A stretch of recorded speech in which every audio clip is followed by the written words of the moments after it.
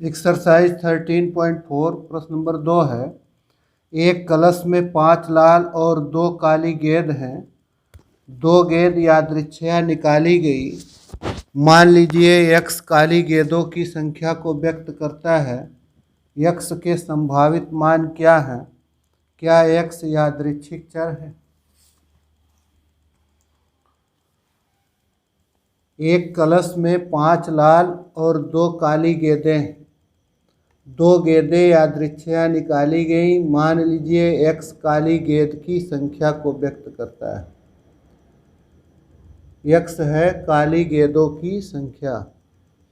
तो देखिए, अगर 5 लाल और 2 काली गेंदें रखी गई हों और उनमें से 2 गेंदें निकाली जाएं, तो कुल संभावनाएं क्या होंगी? प्रतिदर्श समष्टि अगर इसका तैयार करें तो हो सकता है कि दोनों की दोनों लाल हो जाएं। हो सकता है निकाली गई गेंदों में से पहला लाल दूसरा काला हो जाए। हो सकता है पहला काला दूसरा लाल हो जाए, या हो सकता है दोनों की दोनों गेंदें काली हो जाए। यहाँ बी फॉर ब्लैक हो गया और आर से रेड हो गया। तो यहाँ काली गेंदों की संख्या पूछ रहे हैं, x का मान क्या क्या होगा? तो देखिए, एक तो ये x है, इसमें आर इसमें x बराबर हो गया 0। और अगर इन दोनों को देखा जाए, x आर बी है चाहे बी आर है, तो इनके लिए x 1 है, क्योंकि इनमें देखिए काली गेंदों की संख्या 0 है। ये आर दोनों ही बार लाल गेंदें निकली हैं।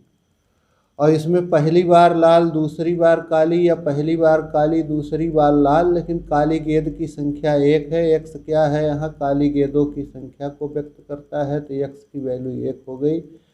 तीसरी स्थिति ये है कि दोनों की दोनों ब्लैक हैं, तो इस समय x का मान 2 है। तो x के यही 3 संभावित मान हैं। पूछ रहे क्या x यादृच्छिक चर है? देखिए, x का मान बदल रहा, 0 है, 1 है, 2 है। और ये जो x है, ये किसी यादृच्छिक परीक्षण का परिणाम है। x एक यादृच्छिक परीक्षण का परिणाम है।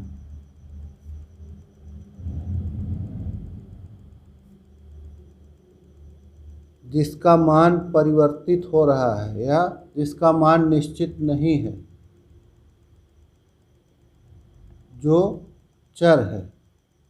इसलिए x यादृच्छिक चर है। वैसे डिफिनीशन ये है कि यादृच्छिक चर एक ऐसा फलन होता है जिसका प्रांत प्रतिदर्श समष्टि होता है और जिसका सह प्रांत एक वास्तविक संख्या होती है। तो देखिए, इनका अगर हम प्रांत तैयार करें तो ये पूरा प्रतिदर्श समष्टि आ जाएगा। आर भी उसमें रहेगा, ये भी रहेगा, ये भी रहेगा। और ये सह प्रांत जो होगा उसके भीतर ये आएगा उस समुच्चय में 0, 1, 2, जो कि वास्तविक संख्या है। तीसरा प्रश्न है, मान लीजिए x चितों की संख्या और पटों की संख्या में अंतर को व्यक्त करता है। जब एक सिक्के को 6 बार उछाला जाता है, x के संभावित मूल्य क्या है? तो मान लीजिए, माना चितों की संख्या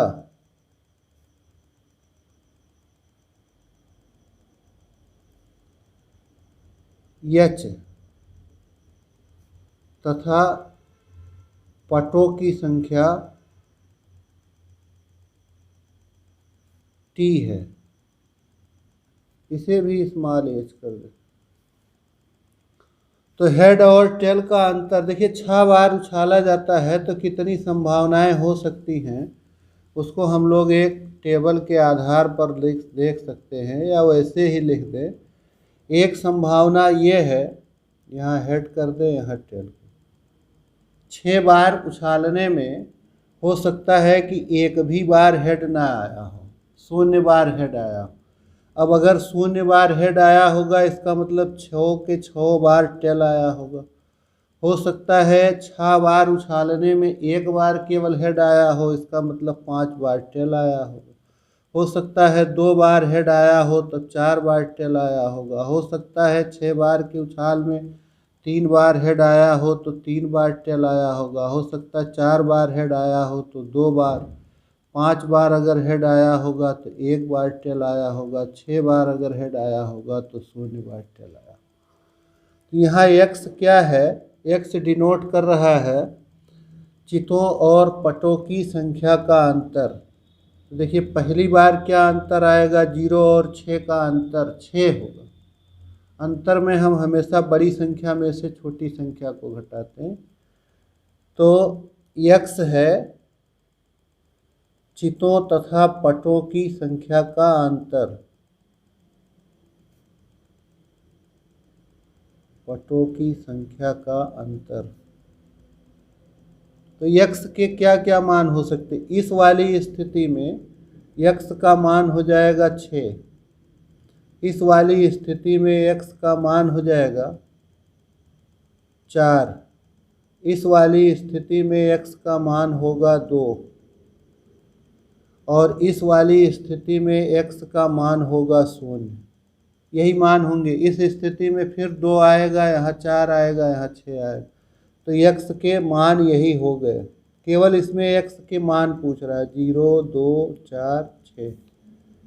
चौथा है निम्नलिखित के प्रायिकता बंटन ज्ञात कीजिए। प्रायिकता बंटन ज्ञात करना है। एक सिक्के की 2 उछालों में चितों की संख्या का 3 पार्ट है। इसमें 3 सिक्कों को एक साथ एक बार उछालने पर पटों की संख्या का, एक सिक्के की 4 उछालों में चितों की संख्या का। तो इसमें जो है प्रायिकता बंटन में यादृच्छिक चर के मान और यादृच्छिक चर के मानों की संगत प्रायिकता जाननी पड़ती है। तो यादृच्छिक चर के मान को और उनकी संगत प्रायिकताओं को एक सारणी बना के लिख देते हैं, वही प्रायिकता बंटन हो जाता है। तो फर्स्ट पार्ट इसका जो है, हमें प्रायिकता बंटन तब ज्ञात करना है जब एक सिक्के को 2 बार उछाला गया और 2 बार के उछाल में चितों की संख्या, जो परिणाम है वो है चितों की संख्या का, और उस परिणाम को यादृच्छिक चर बना करके प्रायिकता बंटन लिखना है। तो अगर 2 बार उछालेंगे तो प्रतिदर्श समष्टि में कुल 4 संभावनाएं होंगी। हो सकता है दोनों बार हेड आए, हो सकता है पहली बार हेड दूसरी बार टेल, हो सकता है पहली बार टेल दूसरी बार हेड, या हो सकता है दोनों ही बार टेल। ये 4 संभावनाएं हैं। तो देखिए एक तो हो गया पहली वाली स्थिति में चितों की संख्या है, तो ये x h h। इस वाली स्थिति में चितों की संख्या हो जाएगी 2। और इन दोनों ही स्थितियों में चाहे ht हो चाहे th, ये चित की संख्या है 1। और इस वाली स्थिति में चित की संख्या है 0। ये 3 स्थितियाँ। अब प्रायिकता, अगर px बराबर 2 है इस वाली स्थिति में, तो प्रायिकता देखिए इस घटना में केवल यही एक अवयव होगा HH, और पूरे प्रतिदर्श समष्टि में है 4, तो इसकी प्रायिकता हो गई 1/4। जब x का मान 1 है, यादृच्छिक चर का मान 1 है, उस स्थिति में प्रायिकता, तो जब x का मान 1 है, इस घटना में 2 अवयव हैं और कुल हैं 4, इसलिए हो जाएगा 2/4। सरल करेंगे तो 1/2। और ये px बराबर 0, इसमें भी एक ही अवयव है, पूरे प्रतिदर्श समष्टि में 4, तो इसकी प्रायिकता हो गई 1/4। इस तरह से हम सारणी बना के लिख दें अगर, तो यही इसका प्रायिकता बंटन हो जाएगा। यहाँ हो गया यादृच्छिक चर x और यहाँ उसकी संगत प्रायिकता, या तो x का मान 0 है या 1 है या 2। तो 0 की स्थिति में 1/4, 1 के स्थिति में 1/4 नहीं 1/2, और इस स्थिति में 1/4। देखिए प्रायिकता बंटन की जो शर्तें हैं वो पूरी होनी चाहिए। तो एक शर्त है किसी की भी जो ये प्रायिकता है यादृच्छिक चर के किसी भी मान के लिए प्रायिकता ग्रेटर देन 0 होनी चाहिए। तो ये तीनों ही प्रायिकताएं ग्रेटर देन 0 हैं और इन टोटल प्रायिकताओं का योग 1 होना चाहिए। तो इन तीनों को जोड़ेंगे आप तो 1 आएगा। ये 1/4, 2/4, 1/4 तो 4/4 1 हो जाएगा। यही इसका प्रायिकता बंटन हो गया।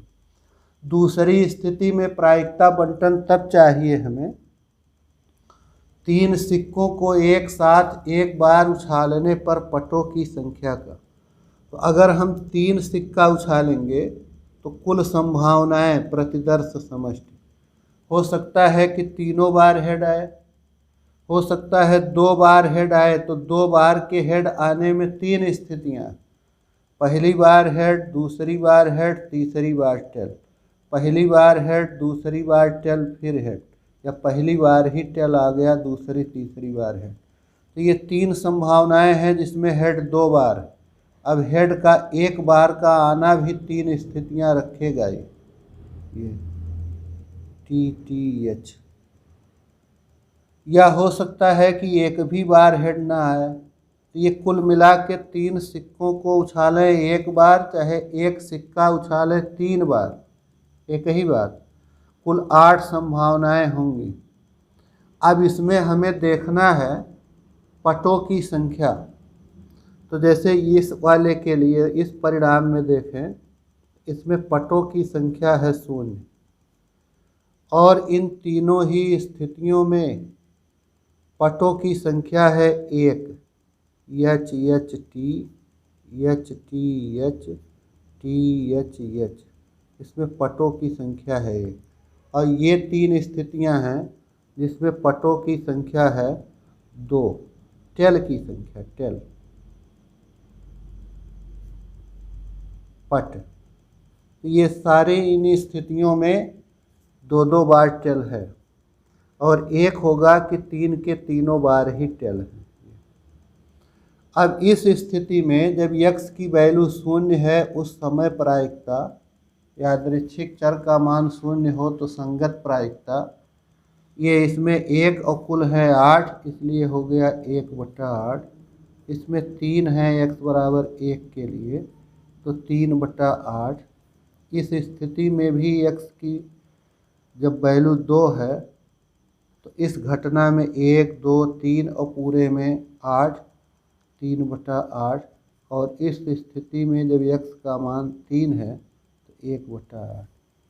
अब इसे सारणी बना के लिख दिया जाए तो यही इसका प्रायिकता बंटन हो जाएगा।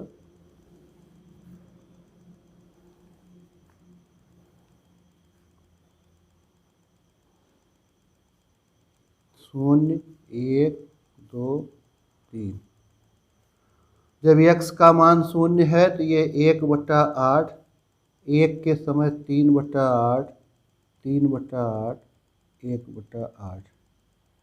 अब इन सारी प्रायिकताओं का मान ग्रेटर देन 0 है और सारी प्रायिकताओं को जोड़ेंगे 1/8, 3/8, 3/8, 1/8, तो ये आ जाएगा 8/8, 1 हो जाएगा।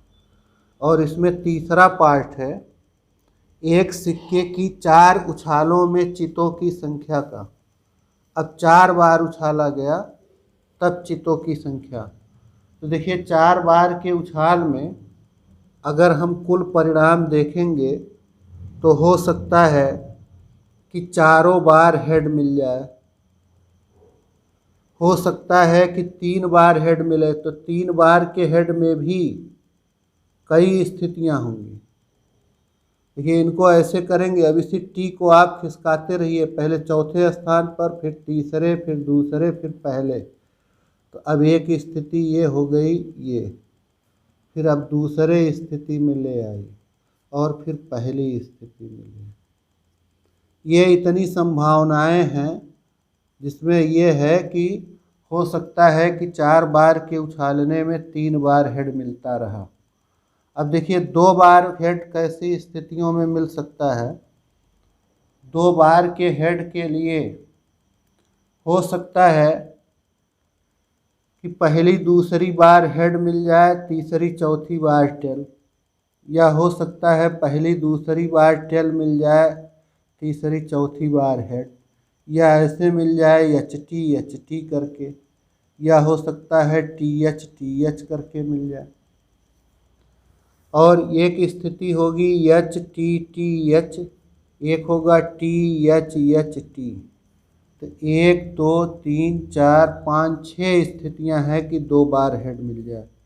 अब एक बार का हेड मिलना एच टी, अब इसी एच को आगे खिसकाइए, अब कि दूसरे स्थान पर कर दीजिए, फिर तीसरे स्थान पर कर दीजिए, और लास्ट में चौथे स्थान। ये इतनी 4 स्थितियां हैं जिनमें एक बार हेड आया है। अब एक स्थिति होगी कि एक भी बार हेड ना आया हो। तो ये कुल मिला के 1 2 3 4 5 6 7 8 9 10 11 12 13 14 15 16, कुल 16 परिणाम होंगे। अब इसमें हमें देखना है, अब की जो प्रायिकता बंटन ज्ञात करना है वो चितों की संख्या का। तो जैसे ये है, इसमें 4 चित हैं, इसकी प्रायिकता ज्ञात करेंगे। तो ये पी यक्स बराबर 4, इसकी प्रायिकता। इस स्थिति में यक्स का मान 4 है, तो इसकी प्रायिकता इस घटना में केवल 1 है, कुल है 16, तो हो गया 1/16। इसी तरह से 3 बार वाले, जब पी यक्स बराबर 3 है, ये 4 स्थितियाँ एच टी एच, इसके लिए इसकी प्रायिकता आएगी, इसमें x का मान 4 है, तब इसकी प्रायिकता, इसमें x का मान 3 है, तो इसकी प्रायिकता हो गई, इसमें 3 अवयव हैं कुल, नहीं 1 2 3 4 आएगा, 4 स्थिति H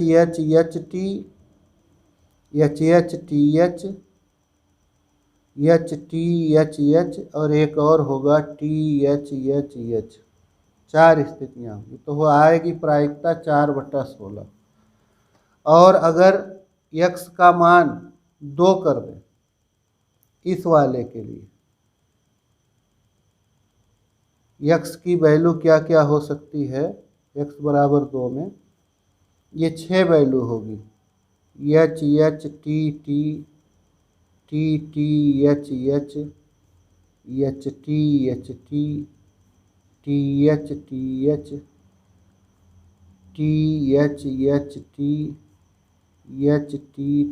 H.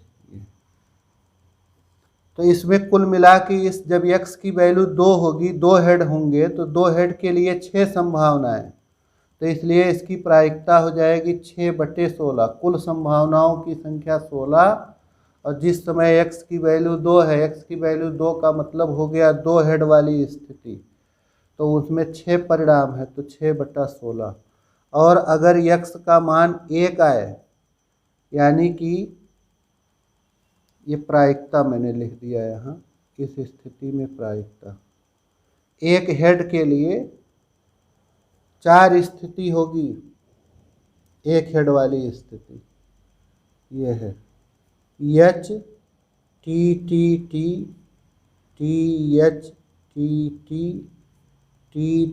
H T H, ये। अब इस स्थिति में प्रायिकता अगर देखी जाए, जिस समय x का मान 1 है, उस समय प्रायिकता, तो 1 2 3 4 संभावनाएं हैं, इसलिए 4/16। और एक ऐसी स्थिति है कि जब एक भी हेड नहीं आया है, x बराबर 0, ये वाली स्थिति, 4 के चारों बार टेल आया, इस स्थिति में x बराबर 0 है, तो ये जब x बराबर 0 है तब की प्रायिकता तो 1/16, इसलिए प्रायिकता बंटन आ जाएगा, एक तो x का मान 0 है, एक भी चित नहीं, फिर 1 चित, फिर 2 चित, फिर 3 चित, फिर 4 बार चित। तो जिस समय एक भी चित नहीं है, ये लिखा है x बराबर 0, तो ये है 1/16। और जिस समय 1 है तो ये 4/16 है, 4/16 माने 1/4। और जब 2 है तो ये 6/16 है, माने 3/4। और जिस समय 3 है तो 4/16 माने सरल होने पर 1/4 और 1/16। तो इन सारी प्रायिकताओं का मान ग्रेटर देन 0 है, और साथ ही साथ सारी प्रायिकताओं का योग करेंगे तो 1 आएगा। 1/16, 4/16, तो 4 1 5 6 11 4 15 1 16/16। प्रश्न नंबर 5, पांचवा है, एक पासा 2 बार उछालने पर सफलता की संख्या का प्रायिकता बंटन ज्ञात कीजिए, जहां 4 से बड़ी संख्या को एक सफलता माना गया है। 2 भाग, एक तो 4 से बड़ी संख्या को एक सफलता माना गया है, और दूसरा है पासे पर 6 प्रकट होना एक सफलता माना गया। ये है, एक पासे को 2 बार उछालने पर सफलता की संख्या का प्रायिकता। अब ये सफलता दोनों ही पार्ट में अलग अलग है। एक बार है 4 से बड़ी संख्या मिले तो वो सफलता है, एक बार कम से कम एक पासे पर संख्या 6 प्रकट होना को सफलता माना गया। प्रश्न में गलत छपा है, एटलीस्ट करके होना चाहिए, इंग्लिश वाले में है। तो देखिए इसको कैसे ज्ञात करेंगे हम। एक पासे को 2 बार उछाला गया है और 4 से बड़ी संख्या को सफलता माना गया, और उसी सफलता की प्रायिकता ज्ञात करनी। तो देखिए अगर एक बार उछालते हैं हम लोग, एक बार उछालने पर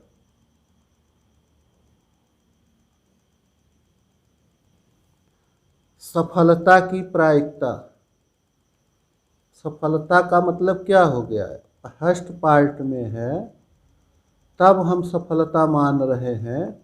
जब 4 से बड़ी संख्या आवे तो घटना में ये होंगे 5 और 6, और पूरे प्रतिदर्श समष्टि में 6 संभावनाएं होंगी। तो 4 से बड़ी संख्या के आने में 2 संभावनाएं और कुल 6, इसलिए सफलता कहे चाहे कहे कि 4 से बड़ी संख्या आने की प्रायिकता, ये हो गया 2/6। सिंप्लीफाई कर देंगे तो 1/3।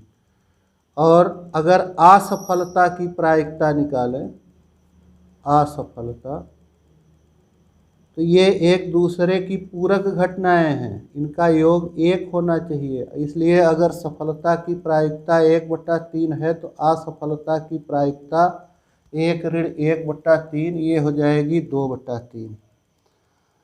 अब देखिए एक तो होगा Px बराबर 0 या P दोनों बार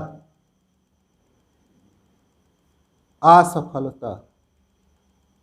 2 बार उछाला गया और दोनों ही बार हम लोग असफल हो गए, पहली बार भी असफल और दूसरी बार भी असफल।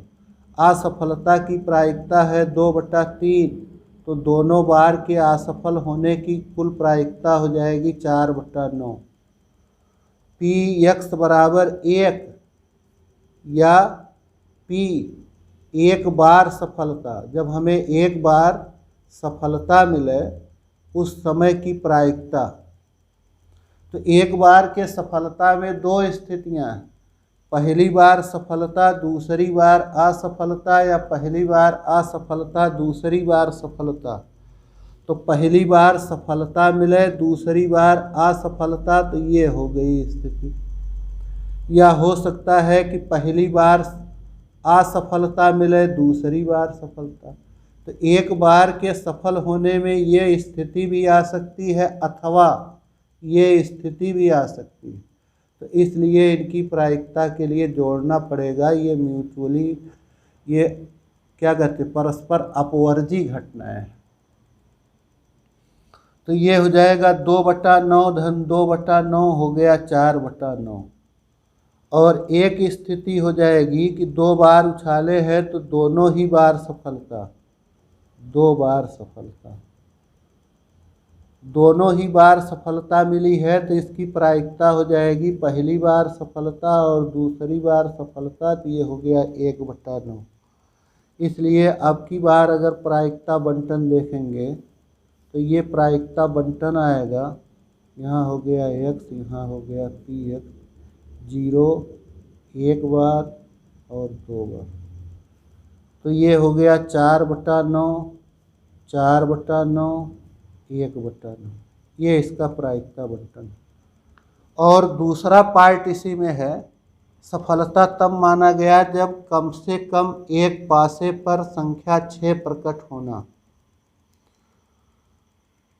तो देखिए अगर एक बार उछाला जाए तो संख्या 6 का प्रकट होना, हमारी घटना में खाली एक अवयव होगा आपकी, ये 6, इसलिए सफलता आपकी माने ऊपर की ओर 6 प्रकट होना, इसकी प्रायिकता हो जाएगी 1/6,